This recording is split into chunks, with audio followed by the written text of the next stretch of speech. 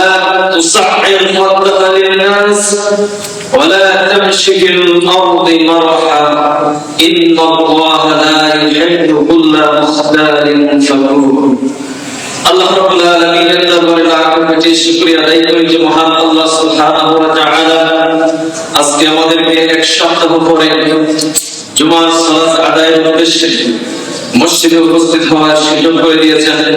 এইজন্য আল্লাহ পাকের দরবারে শুকরিয়া জানাই। আমরা সকলে পড়ি আলহামদুলিল্লাহ। লাখ কোটি দরুদ ও সালাম পেশ করছি বিশ্ব মানবতার মহান শিক্ষক বিশ্বনেতা সাইয়্যিদুল মুরসালিন রাহমাতাল লিল আলামিন মুহাম্মদুর রাসূলুল্লাহ সাল্লাল্লাহু আলাইহি ওয়াসাল্লামের উপরে। সম্মানিত উপস্থিতি, আজকে জুমার খুতবায় আমি নির্দিষ্ট সময় টাইমে আলোচনা করব মানব জাতির অন্যতম একটি গুরুত্বপূর্ণ মন্দ বৈশিষ্ট্য, সেটি হচ্ছে আত্ম অহংকার এবং বিনয়। এই বিষয়টি নিয়ে আমি আপনাদের সামনে আলোচনা করবো ইনশাআল্লাহ। অহংকার শব্দের অর্থ হচ্ছে বাতারুল হক ওয়া গামতুন নাস। বাতারুল হক সত্যকে প্রত্যাখ্যান করা। দুইটা বিষয় মনে রাখতে হবে। এক নম্বর হচ্ছে সত্যকে প্রত্যাখ্যান করা।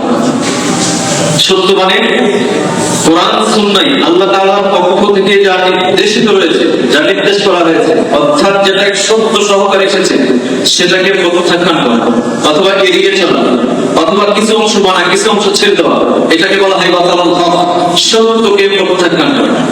অর্থাৎ আমরা অনেকে ইসলামী শরীয়ত পালন করি কিন্তু কিছু অংশ পালন করি, কিছু অংশ ছেড়ে দিই।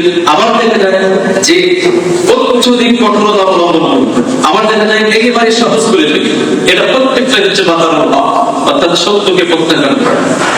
আমরা অনেকে ইবাদত বন্দেগী সঠিকভাবে করি, ইসলামী শরীয়তের বিধিবিধানগুলো অনেকগুলো আমরা পালন করে থাকি কিন্তু কিছু অংশ ছেড়ে। যেমন একজন ব্যক্তি তার পোশাকে আশাকে চেহারের চলনে উঠায় বসায় কথায় বার্তায় সব ঠিক আছে, কিন্তু সম্পত্তি বর্ণন করার ক্ষেত্রে তার পিতামাতাকে ঠকিয়েছে। এটা সত্যকে প্রত্যাখ্যান করা। অর্থাৎ আপনি ইসলামী শরীয়তের মধ্যে ব্যালেন্স করতে পারেন। ইসলামী শরীয়তটা হচ্ছে একটা ব্যালেন্স যুক্ত দিন, যেটাকে আপনাকে নির্দিষ্ট জায়গাতে রাখতে হবে। একটাকে আপনি কঠিন ভাবে পালন করলেন কিন্তু আরেকটা ছেড়ে দিলেন। এই যে সত্যকে আপনি প্রত্যাখ্যান করবেন। অর্থাৎ আপনি যেমন ইবাদত বন্দেগীতে যেমন পারদর্শী, ঠিক আপনার যারা ওয়ারিস আছে তাদের ওয়ারিসকে সঠিকভাবে বুঝিয়ে দিবেন, এটাও আপনার দায়িত্ব। এটা হচ্ছে দিন। এটাও আপনি আপনার বোনকে ঠকিয়ে দিলেন কিন্তু আপনি হজ করে এসেছেন, হ্যাঁ, হারাম পয়সা দিয়ে আপনি হজ করে এসেছেন, অথচ ইবাদত বন্দেগী আপনি ঠিকই করছেন। আমি সংক্ষেপে বলছি বিষয়গুলো যে ইসলামী শরীয়তের মানদণ্ড হচ্ছে যেটা যে জায়গা আছে সেই জায়গাতে রাখার নাম হচ্ছে শরীয়ত। এটা হচ্ছে বাতারুল হক। অহংকারের দুই নম্বর অর্থ হচ্ছে গামতুন নাস, অর্থাৎ নিজেকে বড় মনে করে মানুষকে ছোট মনে করা। কিন্তু এটা আমাদের মাঝে খুব ভাবে প্রচলিত রয়েছে, ঠিক না? ইতিহাসের কথায় আমরা লক্ষ্য করি যে মানুষকে ছোট করা, এই যে অহংকারটা, এই অহংকারটা সৃষ্টির সূচনা থেকে, অর্থাৎ পৃথিবীতে মানুষের ইতিহাস থেকে সর্বপ্রথম শুরু হয়েছে এই অহংকারটা। শয়তান করেছিল। আল্লাহ তাআলা যখন মানুষ সৃষ্টি করতে চায় ফেরেশতাদের কাছ থেকে পরামর্শ নিলেন, তাদের কাছে তুলে ধরলেন ফেরেশতাদের সামনে। ফেরেশতারা বলছে, আল্লাহ আমরা যে ইবাদত বন্দেগী করছি আমরা তো ঠিক আছে, আপনি এমন একটা জাতি পৃথিবীতে সৃষ্টি করবেন, পাঠিয়ে দিবেন, তারা ফিতনা ফাসাদ সব কিছু জমিনে তৈরি করবে। ইতিপূর্বে জিন জাতিরা তো করেছে, ইতিহাসে দেখিয়ে দিয়েছে। আপনি আবার ওই মানব জাতিকে আপনি পৃথিবীতে সৃষ্টি করবেন? আল্লাহ তাআলা ফেরেশতাদের ওই কথাতে কোনো নিলেন না, তাদের যুক্তিটা নিলেন না। আল্লাহ তাআলা মানুষ সৃষ্টি করলেন। সৃষ্টি করার সাথে সাথে বলা হয়েছে এই মানুষকে কি করবো? সেজদা করো। সেজদা করো এইভাবে থাকে আমরা নামাজের মধ্যে যেভাবে সেজদা করি, এই জন্য এখানে সেজদা শব্দের অর্থ বুঝতে হবে যে সেজদা শব্দ হচ্ছে আনুগত্য স্বীকার করা। এখানে শব্দের অর্থ হচ্ছে আনুগত্য। সরাসরি ঈদের সেজদার মতো সেজদা করা হলে মতো হওয়া একটা না, তার মানে বিষয়টা মেনে নেওয়া, এটার নাম হচ্ছে সেজদা। অর্থাৎ সবাই এটাকে আনুগত্য স্বীকার করলো, অর্থাৎ মেনে নিল, অর্থাৎ সেজদা করলো। তার মানে মেনে নিল কে ছাড়া? ইবলিস। যে ইবলিস ফেরেশতাদের সাথে ইবাদত করার সুযোগ পেয়েছিল, কিন্তু সে কি করলো? এটাকে মেনে নিল না। বলল যে খালাকতানি মিন নার, আমাকে সৃষ্টি করেছেন আগুন দিয়ে, আর খালাকতাহু মিন তিন, তাকে সৃষ্টি করেছেন মাটি থেকে, আর মাটির কাছে আমি মাথা নত করবো, এটা হতে পারে? এই যে অহংকার করলো, তার ফলশ্রুতিতে কি হলো? রেজাল্টটা কি হলো? আল্লাহ তাআলা তাকে কি করলেন? লাঞ্ছিত করলেন, অপমানিত করলেন। শুধু তাই নয়, কিয়ামত পর্যন্ত সে লাঞ্ছিতের পর্যায়ে চলে। বুঝতে পেরেছি? এই দেখেন অহংকার, নিজেকে বড় মনে করা, যান্ত্রিক অহংকার, নিজেকে বড় মনে করেছে আর অন্যকে ছোট মনে করেছে। পতন ওখান থেকে। আর অহংকার করলে তার পতন অবশ্যই হবে, অবশ্যই। শয়তান অহংকার করেছে, আর এই অহংকারটা হচ্ছে পতনের মূল। অহংকার হচ্ছে পতনের মূল। এটাকে ইসলামী শরীয়তে বলা হয় যে উম্মুল আমরাজ, অর্থাৎ সমস্ত রোগের মা। পাপটা শুরু হয় অহংকার থেকে। মানুষ যে পাপ করে শুরুই হয় অহংকার থেকে। ওই যে শুরুতে যে সংজ্ঞা দিলাম যে ইসলামী শরীয়ত থেকে গাফেল হওয়া, এটা হচ্ছে অহংকার। পাপটা শুরু হয় এই অহংকার। বলা হয়েছে সমস্ত রোগের মা, বলা হয়েছে মরণব্যাধি ক্যান্সার যখন শরীরে আসে তখন মানুষ অসুস্থ ফিল করে। ক্যান্সার যখন শরীরে হয় পর্যায়ক্রমে ধুকে ধুকে ধুকে ধুকে একটা পর্যায়ে গিয়ে দেখবেন যে ওই ক্যান্সার রোগটা প্রকাশিত হয় একটা পর্যায়ে। তারপরে তারা নিয়ামত যে চিকিৎসা করার সুযোগ সুবিধা আপনি পাচ্ছেন, যে শরীরে একটা আলামত দেখা দিয়েছে, আপনি চিকিৎসা করার সুযোগ পাচ্ছেন। কিন্তু এই যে অহংকারটাকে ক্যান্সার থেকে মারাত্মক বলা হয়েছে, মানব জাতির দেহের মধ্যে ঢুকে এটাকে মানব জাতিকে কুড়িয়ে কুড়িয়ে খেয়ে খেয়ে গোটা মানব জাতিকে শেষ করে দেয়, জাহান্নামের রাস্তা দেখিয়ে। দেখেন অহংকারের চারটা স্তর আছে, কিছু মনে রাখতে হবে। অহংকারের স্তর হচ্ছে চারটা। এক নম্বর হচ্ছে উজ্জিত বলা হয়, দুই নম্বর হচ্ছে কিবির, তিন নম্বর হচ্ছে তাকাব্বুর, চার নম্বর হচ্ছে ইস্তিকবার। উদাহরণ দিলে বুঝলেন যে উজ্জিত বলা হয়, যেমন বীজ, আমরা যে গাছপালা রোপণ করি না, বীজ, যেটাকে বীজ বলা হয়। বীজ যখন আপনি রোপণ করবেন সেখান থেকে কি হয়? গাছ হয়। বীজ, তারপরে চারা তৈরি হয় সেখান থেকে, না ছোট্ট চারা তৈরি হয়। এটা বলা হচ্ছে প্রথম হচ্ছে বীজ, এটাকে উজ, চারা হচ্ছে কিবির, আর তাকাব্বুর হচ্ছে গাছ, আর ইস্তিকবার হচ্ছে গাছের ফসল। বুঝতে পেরেছি আমাদের? দেখেন অহংকারের বীজকে বলা হয়েছে উজ্জিত। উজ্জিত মানে যেটা অন্তরের মধ্যে লুকায়িত আছে। বীজটা আপনি মাটির নিচে রোপণ করবেন, ওই বীজটা কোথায় থাকে? মাটির নিচে থাকে, অর্থাৎ দেহের মধ্যে আপনার এই অহংকারটা প্রবেশ করেছে, যেটাকে বীজ বলা হয়। এই বীজটা, অহংকারের এই বীজটা আপনার শরীরের মধ্যে এসেছে কিভাবে? দেখেন, আপনি মনে মনে কল্পনা করছেন যে আমি এত সম্পত্তির মালিক, এত জ্ঞানী গুণী আমি। আপনি মুখে কিন্তু প্রকাশ করে নাই, কিন্তু ভিতরে এটা ঢুকতেছেন যে মানুষ আমাকে মূল্যায়ন করে না, আমি এত সম্পত্তির মালিক, আমার সামনে কথা বলার সাহস কিভাবে পাওয়া? এই যে আপনি মুখে প্রকাশ করেন নাই, কিন্তু ভিতরে এটা ঢুকতেছে না। হয় না? এরকম হয় না? এটাকে বলা হয় কিবির। বলা হয় যে আপনি এই যে অন্তরের ভিতরে যে জ্বালা যন্ত্রণাটা, কল্পনাটা, এটা আপনি মুখে মুখে বিড়বিড় করে আপনি প্রকাশ করেছেন। আমি এত জ্ঞানী গুণী মানুষ, এলাকার একজন সম্মানিত মানুষ, আর এই বাচ্চারা আমাকে সম্মান দেখায় না। হ্যাঁ, এই যে আপনি মুখে প্রকাশ করেছেন, কিন্তু আপনি কারোর সাথে শেয়ার করেন নাই। এটাকে কি বলা হয়? কিবির। এই কিবির সম্পর্কে হাদিসের মধ্যে বলা হয়েছে, দেখেন এতটুকু অহংকার যদি ভিতরের মধ্যে থাকে, অন্তরের মধ্যে থাকে, সেই সম্পর্কে রাসূলুল্লাহ সাল্লাল্লাহু আলাইহি ওয়াসাল্লাম হাদিসের মধ্যে বলেছেন, লা ইয়াদখুলুল জান্নাতা মান কানা ফি কলবিহি মিসকালুন যাররাতিন মিন কিবির। ওই ব্যক্তি জান্নাতে প্রবেশ করতে পারবে না যার অন্তরের মধ্যে লুকায়িত আছে কিবির, অর্থাৎ ছোট্ট একটি অহংকার। কি বুঝলেন হাদিস থেকে? তাহলে এখন আমরা একটু চিন্তা করে দেখি যে এই অহংকারটা কার মধ্যে নেই? বলে প্রত্যেকের মধ্যে আছে। এই অহংকারটা মানুষকে কিভাবে পুড়িয়ে করে খাচ্ছে, ইবাদত বন্দেগী কতটুকু গ্রহণযোগ্য হচ্ছে, আজকের এই খুতবা শেষ পর্যন্ত শোনার চেষ্টা করে ক্লিয়ার হয়ে যাবে ইনশাআল্লাহ। এরপরে তিন নাম্বার হচ্ছে তাকাব্বুর। তাকাব্বুর হচ্ছে আপনি ওই যে ভিতরে যে কল্পনা করলেন, মুখে বিড়বিড় করে বললেন, এরপরে এটা মানুষের সাথে আপনি শেয়ার করুন। এত সম্পত্তির মানেই আমি, এই ব্যাটার কি করে সাহস হয় আমার সম্পত্তি কথা বলো? এটা আপনি আরেকজনের সাথে শেয়ার করেছেন, এটাকে বলা হয় কি?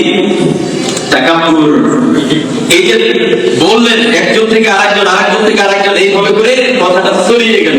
ছড়িয়ে যাওয়ার পরে হলো কি, ইস্তেকবারের রূপ নিল যে এই যে তুলনা করলেন, আরেকজন আরেকজনের সাথে তুলনা করলেন যে আমি অমুকের চাইতে জ্ঞানী, অথচ সে আমাকে মূল্যায়ন করলো না। এই সাহস থেকে গেল। এই যে তুলনা আপনি শুরু করলেন, এই তুলনা থেকে ভিতরে ঢুকে গেলে হিংসা, বদানুবাদ, পরস্পর কাটাকাটি, মারামারি, এই তাকাব্বুর থেকে শুরু হলো ফিতনা ফাসাদের সকল দুয়ার তৈরি হলো। এটা রূপ নিল ইস্তেকবার, অর্থাৎ কাটাকাটি, মারামারি, কাটাকাটি যা হচ্ছে সমাজে, এগুলোর রূপ নিল, এটাকে বলা হয় ইস্তেকবার। তাহলে আমি বলছিলাম যে মুজিদ এবং কিবির, অর্থাৎ মনের মধ্যে যে অন্তরের মধ্যে লুকায়িত আছে, তার সম্পর্কে যদি রাসূল বলেন যে সে জান্নাতে প্রবেশ করতে পারবে না, তাহলে তাকাব্বুর আর ইস্তেকবারের অবস্থানটা কোথায় একটু চিন্তা করে দেখছেন? তাদের স্থানটা কোথায় হবে? এই অহংকারের এই চারটা রূপ, এই অহংকার থেকে অবশ্যই বাঁচতে হবে, নইলে ক্যান্সারের চেয়ে মারাত্মক। ক্যান্সার যেমন চিকিৎসা করেও আপনি হয়তো রক্ষা পেতে পারেন, কিন্তু যদি অন্তরের মধ্যে এই অহংকারটা লুকায়িত রাখেন, তাহলে এই ইবাদত বন্দেগী যা কিছু করেন কোনোটাই কাজে আসবে না, সব ধ্বংস হয়ে যাবে, ফুলিয়ে ফুলিয়ে খাবে। বুঝতে পেরেছেন? আর এই অহংকারী মানুষ একদিকে আল্লাহ তাআলার কাছে প্রিয় হতে পারে না, কিন্তু আরেকদিকে মানুষের কাছে সে কি হয়? অপমান প্রবণতা হয় না? অহংকারী মানুষকে কি পছন্দ করে? সমাজে যারা অহংকার করে, আপনি পক্ষান্তরে যারা বিনয়ী, এই অহংকারের বিপরীত শব্দ হচ্ছে বিনয়ী। আর এই বিনয়ী ব্যক্তিকে আল্লাহ তাআলা ভালোবাসেন, পছন্দ করেন। আর অহংকারী ব্যক্তিকে আল্লাহ তাআলা পছন্দ করেন। এই জন্য আল্লাহ তাআলা বলেন, ওয়ালা তুসাহির খাদ্দাকা লিন-নাস, তোমার দম্ভ করে মানুষের কাছ থেকে খার মেকিয়ে চলো না, অহংকার থেকে।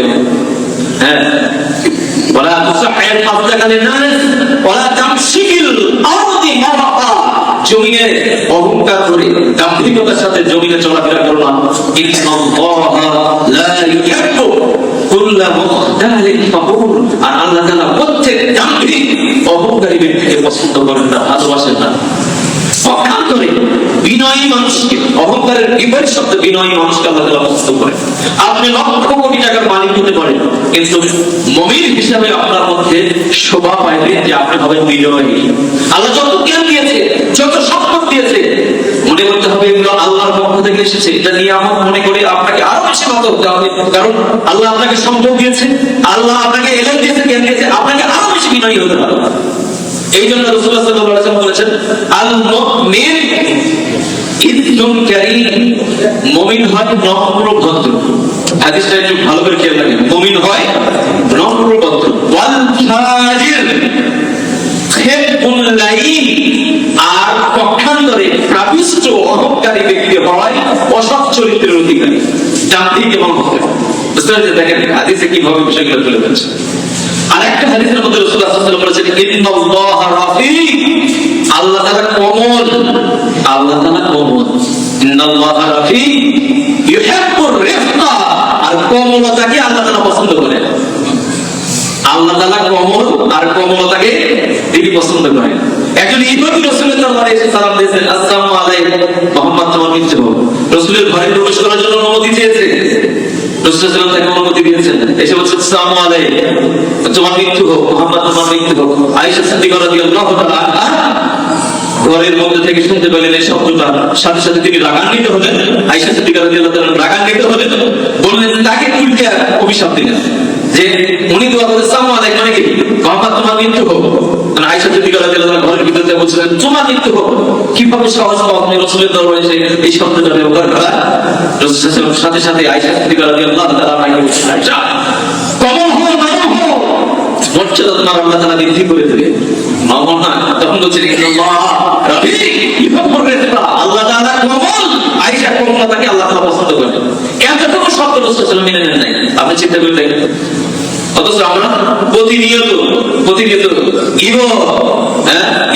হিংসা, বিদ্বেষ, মারামারি, কাটাকাটি, 500 টাকা 1000 টাকার জন্য মানুষের একে অপরকে হত্যা করছে, আরেকজনকে অপমান অপদস্থ করছে। অথচ আল্লাহ তাআলা প্রত্যেকটা আদম সন্তানকে সম্মানিত করেছে। এই সম্মানটা আপনি নষ্ট করলেন কেন? আরেকজন মুমিন ভাই, আপনার মধ্যে কঠোরতার দরকার নাই, বিনয়ের দরকার কতটুকু দেখেন, চিন্তা করে দেখেন। এই জন্য তো প্রত্যেককে বিনয়ী হতে হবে, নত হতে হবে, বিনয়ী হতে হবে।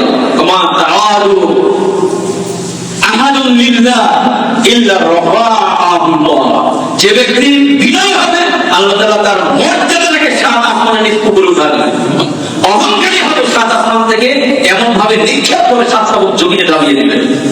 অহংকারী ব্যক্তির পরিণতি এটা দুনিয়াতে তার পরিণতিতে অহংকারের পরিণতি পেয়েছেন, আল্লাহ তাআলা তার অসম্মান করবেন।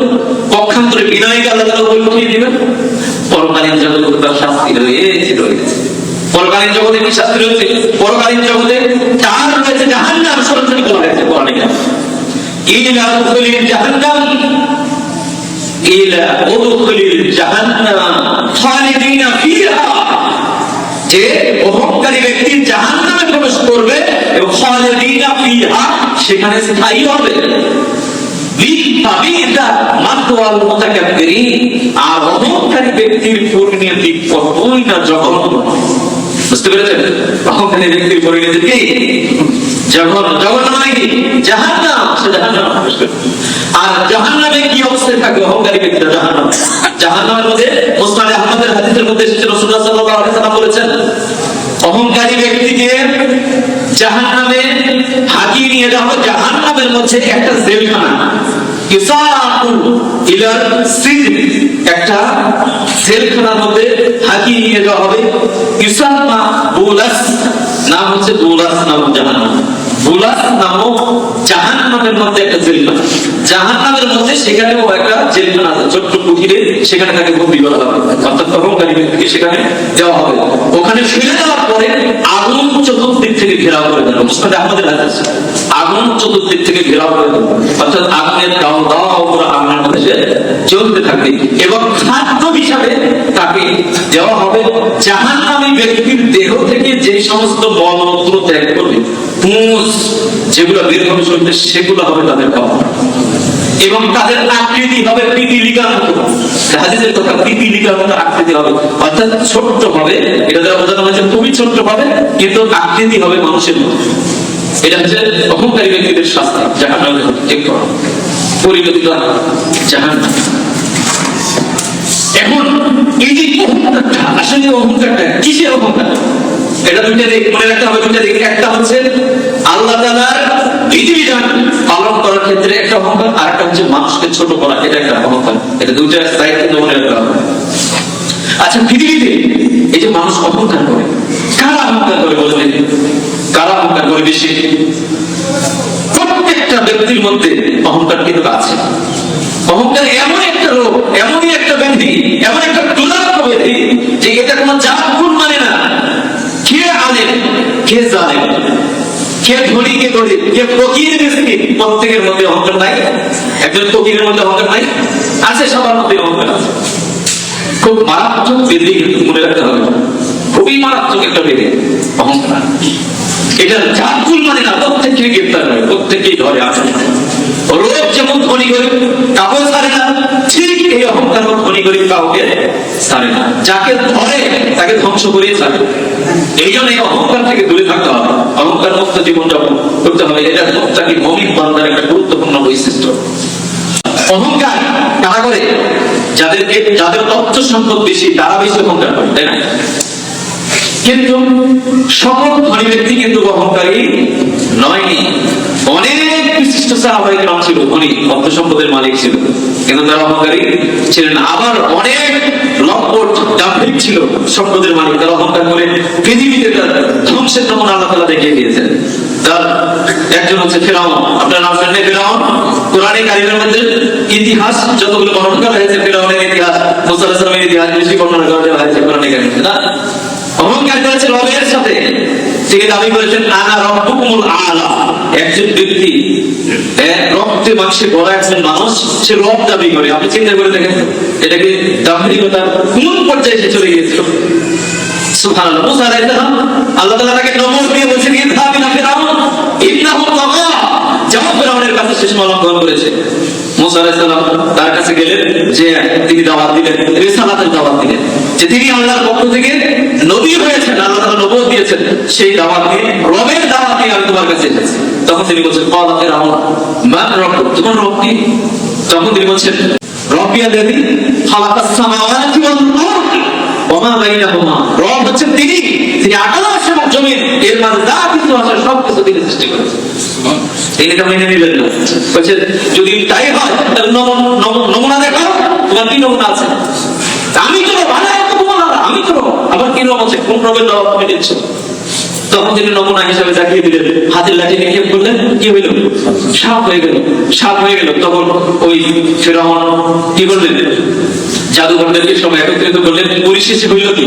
মুসা আলাইহিস সালাম ভয় পাইলেন। আল্লাহ তাআলা বলেন লা তাখাফ, ভয় করো না, ভয় করো না, ওটাকে ছেড়ে দাও। ছেড়ে দিলেন। ফিরআউনের যে জাদু মন্ত্র যা ছিল সব কিছুকে খেয়ে নিলেন।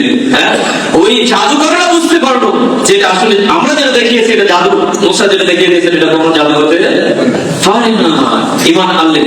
পক্ষান্তরে তাদেরকে কি করলেন? হত্যা করলেন, জেলখানায় বন্দী করলেন, হাজার হাজার মানুষকে হত্যা করলেন। এই কি অহংকার থাকে।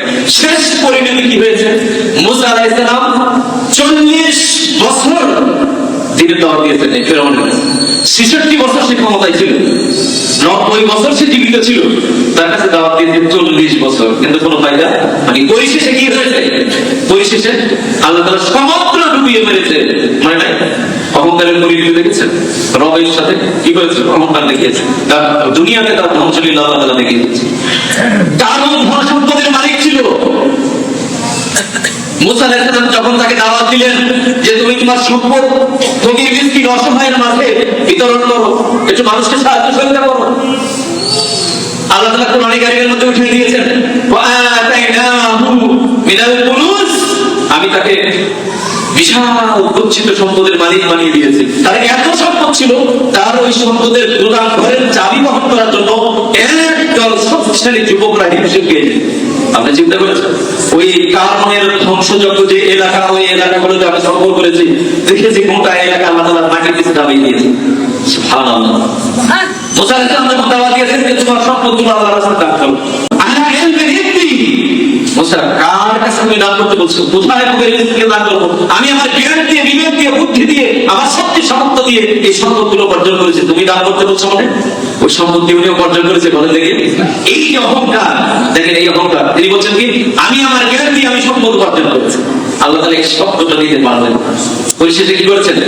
ফাকাশাফনাহু ওয়া বিদারিহি আল-আরদ, আল্লাহ তাআলা সবকিছুকে কি করলেন? ওটা কি ওই সম্পদ যেখানে ছিল কোনটাই আল্লাহ তাআলা মাটির নিচে দাবিয়ে দিয়েছেন। এটা আল্লাহ তাআলা কোনটাই মনে করে দিয়েছেন। অহংকার দাম থেকে পরিণতি শেষ পর্যন্ত এটাই হয়। বুঝতে পেরেছি ইনশাআল্লাহ। পক্ষান্তরে অনেক সাহাবায়ে কেরাম ধন সম্পদ ছিল। আল্লাহ তাআলা ধন সম্পদ এটা কোনো ব্যক্তিকে, কোনো নির্দিষ্ট ব্যক্তিকে দেখে দেন না, এটা সবাইকে দেন। কাফের, মুশরিক, ইহুদি, খ্রিস্টান, বৌদ্ধ, নাসারা, পৃথিবীতে যত মানুষ আছে, যেই সম্পদের পিছনে লাগবে আল্লাহ তাআলা তাকেই দিবেন। আপনি ভালো হতে চান, আল্লাহ তাআলা আপনাকে সম্পদ দিবেন। কাফেরদেরকেও আল্লাহ তাআলা সম্পদ দান করবেন। এই সম্পদ সবাইকে আল্লাহ তাআলা দিয়ে থাকেন। সাহাবায়ে কেরামদেরকে, নবী রাসূলদেরকে, ওই যে দাউদ সুলাইমান নাম শুনে নাই, আল্লাহ তাআলা ধন সম্পদ দান দিয়েছেন না? তার হক আদায় করেছেন কি করেন নাই?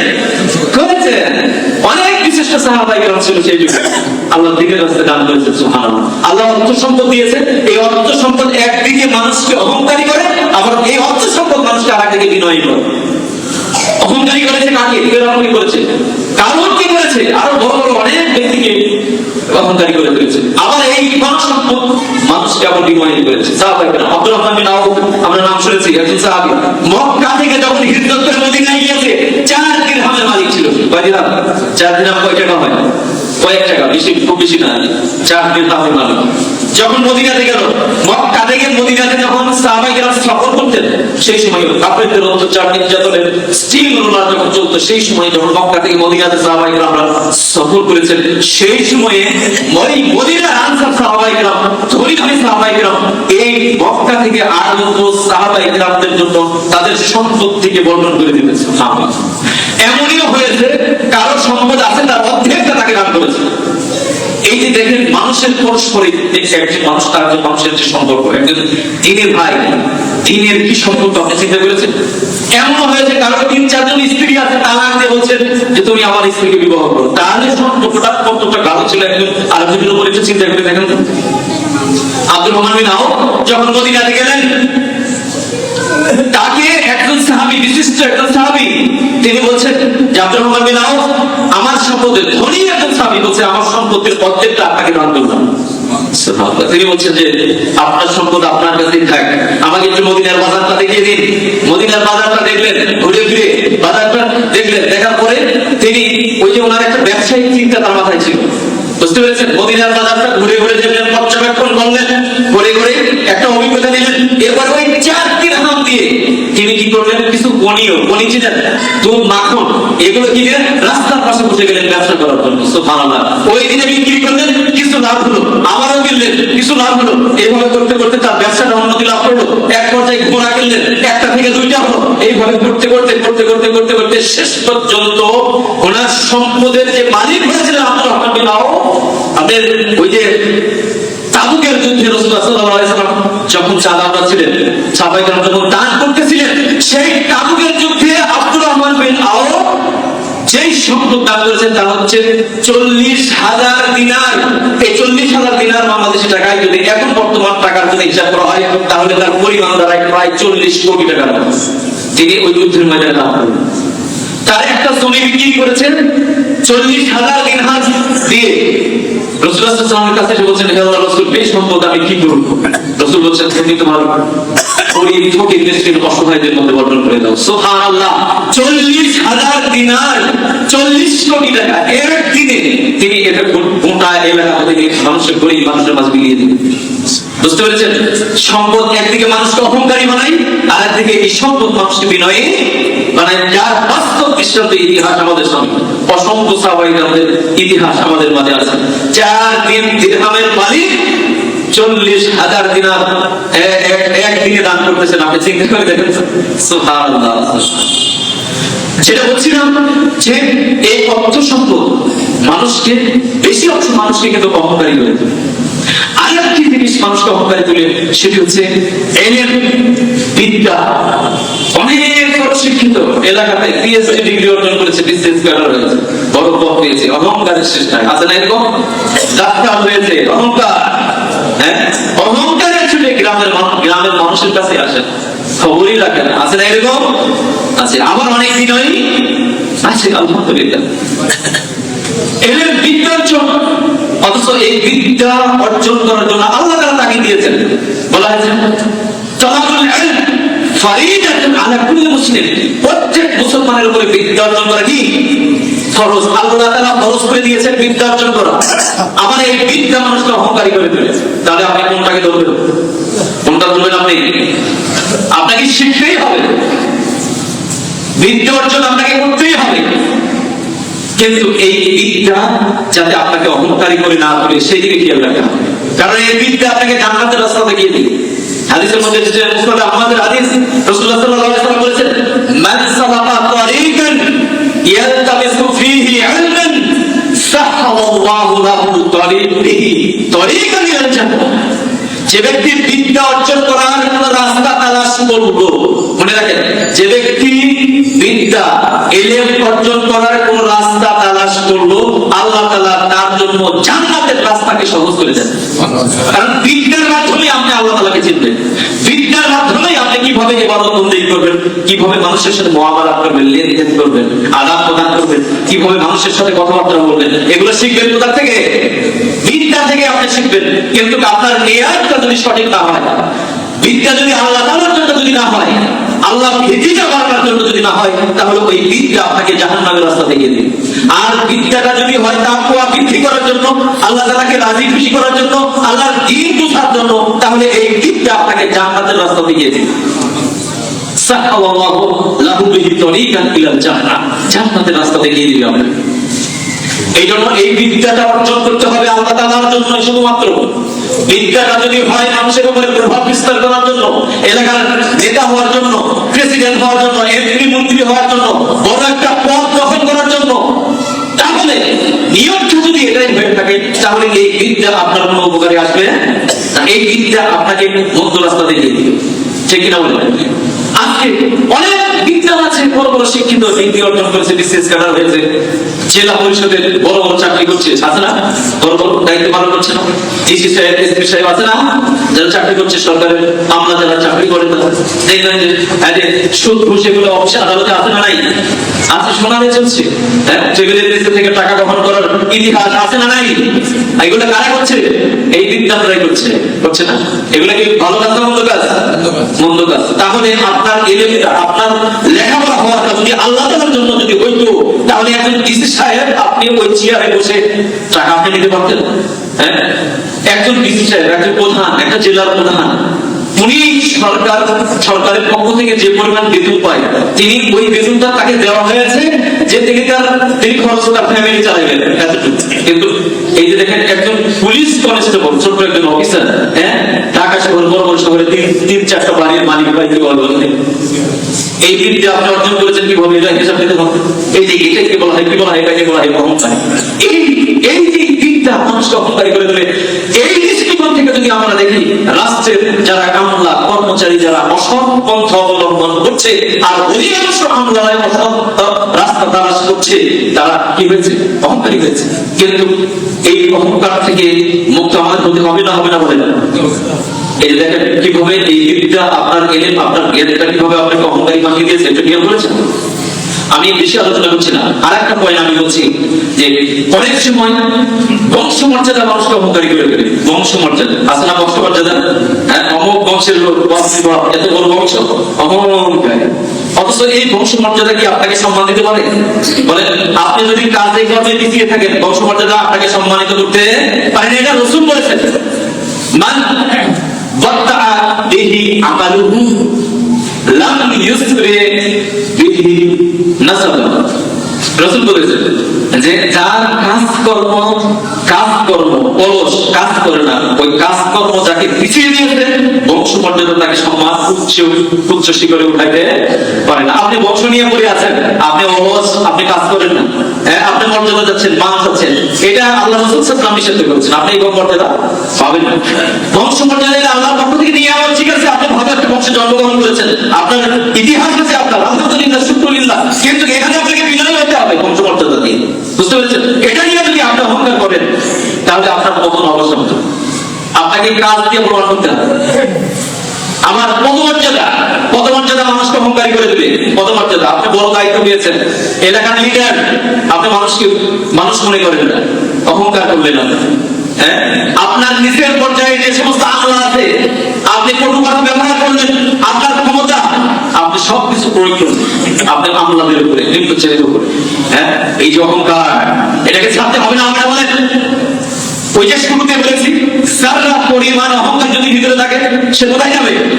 জাহান্নামে যাবে। একটু খেয়াল রাখতে হবে।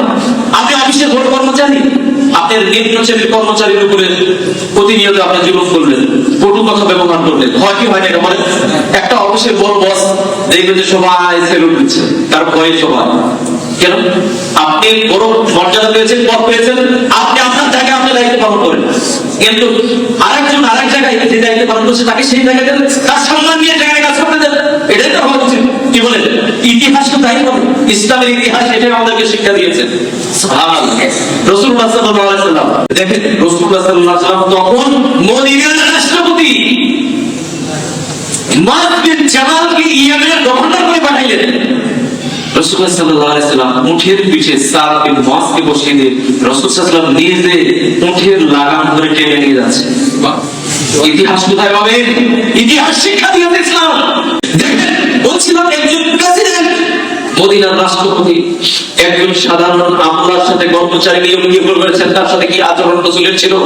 বর্তমান প্রেক্ষাপটে আমরা যদি একটি মিলাদ দেখেন তো এলাকার যারা লিডার নেতা হয়েছে তার অহংকারে সাধারণ মানুষ অবস্থায় পায় কোথায়। আবার পরিচয় দিয়ে আমি মুসলিম, আমি মুত্তাকি। বলছিলাম সর্বশেষ যে পয়েন্ট আমি বললাম সেটা কি, পদমর্যাদা মানুষকে অহংকারী করে তুলে, আবার এই পদমর্যাদা মানুষকে বিনয় করে। অহংকার মনে রাখতে হবে, আল্লাহ কুল্লুকুম রাইন ওয়া কুল্লুকুম মাসউলুন আন রাইয়াতিহি। প্রত্যেকেই দায়িত্বশীল। আপনি পদমর্যাদা পেয়েছেন, আপনি ক্ষমতা পেয়েছেন, আপনার দায়িত্ব আরো বেশি। প্রত্যেকেই দায়িত্বশীল, সেই দায়িত্ব সম্পর্কে আল্লাহর কাছে জবাবদিহি করতে হবে। আপনি পরিবারের প্রধান, আপনার পরিবার সম্পর্কে আল্লাহ প্রশ্ন করবেন। আপনি আপনার সন্তানদেরকে সঠিকভাবে দিনের পথে পরিচালনা আপনি করেছেন না করেন নাই, জবাবদিহি আপনাকে করতে হবে। আপনি পরিবারের প্রধান, আপনি এখানে দায়িত্ববান। আপনি এলাকার প্রধান, এলাকার দায়িত্ববান। ওমর রাদিয়াল্লাহু তাআলা বলেন, আমার রাষ্ট্রের মধ্যে একটা কুকুর যদি অনাহারে মারা যায়, কিয়ামতের ময়দানে ওমর জিজ্ঞাসা হবে। বুঝতে পেরেছেন? মুসলিম বলে পরিচয় দিতে হবে না, মুসলিমের কোয়ালিটি থাকতে হবে। ইতিহাস আমাদেরকে শিখিয়েছে এগুলো। একটা রাষ্ট্রের মধ্যে কুকুর যদি অনাহারে থাকে, ওমর জিজ্ঞাসা হবে কোরবানিটা কোথায়। আর আমরা লিডার হয়েছে, লক্ষ কোটি টাকা জনগণের টাকা মেরে দেশ বিদেশে বাড়ি করে আমরা আমল ভক্তি করছি। অহংকারের শেষ না, জবাবদিহি করতে হবে না। সুবহানাল্লাহ। আর মুসনাদ আহমদের হাদিসের মধ্যে বলা হয়েছে, দেখেন এখানে বলা হয়েছে মানওয়ানিয়াল কদা, যাকে বিচারক নিয়োগ দেওয়া হলো, অর্থাৎ দায়িত্ব কাকে দেওয়া হলো, ফাকাল জুমিহা বিগাইর ফিকির, সে যেন নিজেকে কোনো অস্ত্র ছাড়া নিজেকে হত্যা করে। কি বুঝলেন এই আলোচনা থেকে? যাকে কোন দায়িত্ব দেওয়া হলো, যে কোন দায়িত্ব নিল, সে নিজেকে অস্ত্র ছাড়া আত্মহত্যা করলো। কিভাবে? কি বুঝলেন এখান থেকে? তার মানে দায়িত্বটা খুবই কঠিন। আপনি যদি আপনাকে যে দায়িত্ব দেওয়া হয়েছে, ওই দায়িত্বের সঠিক ব্যবহার যদি আপনি না করেন, তাহলে পরকালীন জগতে আপনাকে জবাবদিহি করতে হবে। আবার দুনিয়াতে যদি আপনি ওটাকে পালন করতে চান, আপনার চাকরি হারাইতে আপনি ডিসি সাহেব, আপনি এসপি সাহেব, আপনি একজন বড় অফিসার, আপনি হক কথা বলেছেন, আপনার চাকরির জন্য যেতে পারে। আর আপনি যদি প্রকৃতপক্ষের চাকরি মুমিন হয়ে থাকেন, তাহলে ওই অফিসের ওই চাকরি ওখানে যদি সুদ এবং ঘুষের সাথে লেনদেন করতে হয়, হারাম পন্থা উপার্জন করতে হয়, একজন মুত্তাকি যার মধ্যে ঈমান আছে, তাকওয়া আছে, সে লাঠি মেরে ওই চেয়ারকে দূরে সরিয়ে দিয়ে সে চাকরি ছেড়ে দিয়ে চলে আসবে, কারণ আমি মুত্তাকি। এটাই হচ্ছে মুমিনের বৈশিষ্ট্য। অহংকার নির্মূল করার রাস্তায় যাবে। বুঝতে পেরেছেন? ওই চাকরিও যেতে পারে আপনার, এটাকে মেনে নিতে পারবেন, পারতে হবে। এর নাম হচ্ছে মুত্তাকি। যে আরেকটা অহংকার মানুষের মধ্যে আছে, আপনি ওই যে বলছেন না শুরুতেই, দিনের ব্যাপারে গাফলতি, দিনের দিকে নিয়েও আপনি অহংকার করেন, সেটি হচ্ছে ইবাদতের ক্ষেত্রে অহংকার আছে।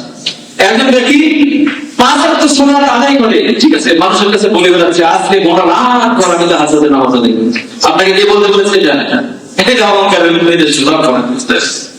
আব্দুল্লাহ ইবনে মুবারক তিনি খোরাসানের বাদশার কাছে একদিন গেলেন। বুঝতে পেরেছেন? খোরাসানের একজন পাদ্রী বড় আলেমের কাছে তিনি গেলেন। যাওয়ার পরে আব্দুল্লাহ ইবনে মুবারক যুগের শ্রেষ্ঠ মুহাদ্দিস আব্দুল্লাহ ইবনে মুবারক বড় আলেম ছিলেন, সুবহানাল্লাহ। তার কাছে গেলেন, যে সাধারণ পোশাকে গিয়েছেন, তাকে মূল্যায়ন করলেন না। বুঝতে পেরেছেন? কোনো মূল্যায়ন করলেন না। পাদ্রী মানে কি? বড় ইবাদতকার, বড় ইবাদত বন্দেগী করেন, কোনো মূল্যায়ন করলেন না। যখনই সেখানে আব্দুল্লাহ ইবনে মুবারক এসেছে, লাফিয়ে খাড়া হয়ে গিয়েছে সেখানে। বুঝতে পেরেছেন? তাকে সম্মান দেখাচ্ছে। এই যে দেখেন, এটাকে কি বললাম? এটাকে কি বলবো? হ্যাঁ, এই যে আমাদের অর্থবিত্ত যাদের টাকা পয়সা বেশি আছে, চেয়ার আমরা ছেড়ে দিই, কিন্তু নিম্ন শ্রেণীর মানুষ যখন একটা ভ্যান চালক, রিক্সা চালক যখন যায়, তখন কি করবো? লাফি মারি আরো। কিন্তু বলছে কি আমাদের বৈশিষ্ট্য তো এটা নয়। এরকমকার মানুষের বৈশিষ্ট্য এটা হতে পারে না।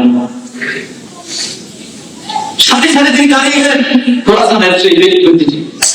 এরপরে তিনি বলছেন যে আব্দুল্লাহ ইবনে মুবারক আমাকে কিছু নসিহত করুন। দেখেন, এই একটা নসিহত যদি আপনি নিতে পারেন, মেনে যদি নিতে পারেন, আর আমল যদি করেন, আপনার জীবন সহজ হয়ে যাবে। একটা নসিহত কি বললেন? সেটি হচ্ছে এই যে তুমি যখন খোরাসানের ওই ব্যক্তিকে বলছেন, যে বলছেন আব্দুল্লাহ ইবনে মুবারক বলছেন, খোরাসানের ওই ব্যক্তিকে বলছেন যে তুমি যখন বাড়ি থেকে বের হবা, যত মানুষকে তুমি লক্ষ্য রাখবা, দেখবা কত মানুষ যাচ্ছে রাস্তা দিয়ে যাচ্ছে, কত মানুষ তোমার সাথে সাক্ষাৎ করতেছে, তুমি সমস্ত মানুষের দিকে তাকিয়ে তুমি নিজেকে মনে করবা যে এই সবগুলো মানুষের চেয়ে আমি ছোট, আমার পদমর্যাদা আমি সবচেয়ে ছোট। এরা হচ্ছে বিনয়। বুঝতে পেরেছি আমরা ইনশাআল্লাহ বিনয় কাকে বলে? ইবাদতের ক্ষেত্রে কখনো অহংকার করা যাবে না। এই ইবাদত কাকে বলা হয়? প্রত্যেকটা আমলের স্থলে সব কাজই হচ্ছে ইবাদত, প্রত্যেকটা ভালো কাজই হচ্ছে ইবাদত। আর ইবাদতের মধ্যে শীর্ষ হচ্ছে সালাত। শীর্ষ কি? সালাত। এই যে সালাত, এই সালাত দেখেন, এই সালাতটা ছেড়ে দেওয়া, সালাতটা আদায় না করে অহংকারের লক্ষণ। আপনি আপনার শরীয়তের বিধিবিধানগুলো লক্ষ্য রাখবেন। ইসলাম বলছে সালাত আদায় করতে গেলে আপনি সালাত আদায় করবেন না, এটা অহংকারের লক্ষণ। বুঝতে পেরেছেন অহংকার কাকে বলে? অহংকার শুধু ওই যে নিজের দামি এই একটা প্রকারের মধ্যে সীমাবদ্ধ নয়। আপনি সালাত করেন, আপনি অহংকারী। আল্লাহ খরচ করে দিয়েছেন সালাত, আপনি সালাত আদায় করবেন না কেন? আল্লাহ 5 ওয়াক্ত সালাত খরচ করে দিয়েছেন। ইসলাম শরীয়তে কি বলছেন? নামাজ যাবতীয় প্রকৃত অন্যায় সব ধরনের অশ্লীল খারাপ কাজ থেকে মানুষকে রক্ষা করে। আপনি সঠিক সালাত আদায় করবেন, আপনি নিরহংকার, আপনি অহংকার মুক্ত থাকবেন। বুঝতে পারলেন? সালাতটা যদি সঠিক হয়, আর এই সালাতটা আল্লাহ তাআলা ফরজ করে দিয়েছেন, এটা বাধ্য, আপনি আদায় করতে বাধ্য, আপনাকে আদায় করতেই হবে। মান তারাকা সালাতা মুতাআম্মিদান ফাকাদ ওয়াকারা, যে ব্যক্তি ইচ্ছা করে এক রাকাত নামাজ ছেড়ে দিল সে কুফরি করবে, সে কাফের ব্যক্তি। বুঝতে পেরেছেন? আরেকটা হাদিসের মধ্যে বলা আছে লা হাযা ফিল ইসলাম লিমান তারাকা সালাত, ইসলামে তার কোনো অংশ নাই যে ব্যক্তি সালাত ছেড়ে। বাইনাল আবদি ওয়াল কুফরি ওয়াশ শিরকি তারাকা সালাত, বান্দা কাফের মুশরিকের মধ্যে পার্থক্য হচ্ছে সালাত। আপনি সালাত আদায় করেন, আপনি কি আল্লাহর বান্দা, আপনি সালাত ছেড়ে দেন, আপনি কাফের। আরেকটা জায়গায় বলা আছে আপনি মুশরিক। বুঝতে পেরেছেন? আপনি মোটা দিনে এক ওয়াক্ত সালাত আদায় করবেন, আবার করলেন না, এক সপ্তাহ পরে আপনি শুধু মসজিদে হয়ে যাচ্ছেন, আপনি কি মুসলিম? আপনি প্রমাণ করেন দেখি আপনি মুসলিম। আমি চ্যালেঞ্জ দিলাম আপনাদের সামনে, এই মুমিন, এই মুসলিমের ইসলামিক নাম নেই। আপনাকে 5 ওয়াক্ত সালাত আদায় করতে হবে। চাকরি করেছেন, এরা এক ওয়াক্ত ছেড়ে দিয়েছেন, আপনার মোটাটাই সালাত আদায়, আপনাকে 5 ওয়াক্ত সালাত আদায় করতে হবে। ইসলামী শরীয়তের ইমামরা কি বলেছেন? ইমাম আহমদ বিন হাম্বল বলেছেন, যে ব্যক্তি সালাত করে নাই, এই অবস্থায় মৃত্যু হয়েছে, সে চিরস্থায়ী জাহান্নামে যাবে। ইমাম শাফি, ইমাম মালিক বলেছেন, যে ব্যক্তি মাঝে মাঝে পড়ে মাঝে মাঝে ছাড়ে, সে জাহান্নামে যাবে, কিন্তু আল্লাহ যদি লক্ষ্য করে, যদি লক্ষ্য করে, তাহলে সে মুক্তি দিতে পারে। ইমাম আবু হানিফা বলেছেন, যে ব্যক্তি সালাত ছেড়ে দিয়ে ইসলামের রাষ্ট্র হলে তাকে গ্রেফতার করে পিটিয়ে তাকে সালাত শেখানো হবে। আবার সালাত পড়ে আবার পুলিশ তাকে জেলখানার মধ্যে রাখবে, এবং কয়েকবার হলে আজীবনের জন্য জেলখানায় বন্দী করবে। ওই জেলখানার মধ্যে ওখানে বাধ্য করে দিবে সালাত আদায় করবে। বুঝতে পারছেন? আর দুনিয়ার শাস্তি হচ্ছে, ইসলামী শরীয়তের দুনিয়ার শাস্তি হচ্ছে, 4 ইমাম বক্তব্য পোষণ করেছেন, যে ব্যক্তি দুনিয়াতে সালাত আদায় করবে না, ইসলামী হুকুমত যদি প্রতিষ্ঠিত থাকে, তাহলে সে সরাসরি তাকে হত্যা করে দিতে হবে। বুঝতে পারছেন কত বড় কঠিন? অথচ আমরা আজকে ফজরের নামাজে কয়জন মানুষ সালাত আদায় করেছি মসজিদে? আর এই নামাজটা আদায় করতে হবে জামাতের সাথে। বলেন দেখি, আবার আমরা মুমিন বলে দাবি করি, কিভাবে বলেন সম্ভব? কথাগুলো কঠিন মনে হচ্ছে, কিন্তু ইসলামী শরীয়ত এইভাবে বলছে আপনাকে। বুঝতে পেরেছি? ইসলামী শরীয়তটা আপনাকে মিডিল পর্যায়ে রাখতে হবে, কঠিনও নয়, সহজও নয়। আপনি পালন করতে দেখেন, সহজ হয়ে যাবে ইনশাআল্লাহ। বলি আমরা ইনশাআল্লাহ আজকে কিন্তু আমি এখানে শেষ করছি। সুতরাং পরিশেষে কথা হচ্ছে এই, যে আমাদের অহংকারমুক্ত জীবনযাপন করতে হবে। অহংকার যদি থাকে, অহংকার যদি মনের মধ্যে যদি থাকে, তাহলে সে জান্নাতে প্রবেশ করতে পারবে না। আর এই অহংকার মুক্ত জীবনযাপন করার তৌফিক আল্লাহ আমাদেরকে দান করুন। আকুল কওলি হাযা আস্তাগফিরুল্লাহ লি ওয়া লাকুম ওয়া লিসাইরিল মুসলিমিনা ওয়াল মুসলিমাত আস্তাগফিরুল্লাহ ওয়া আতুবু ইলাইহি।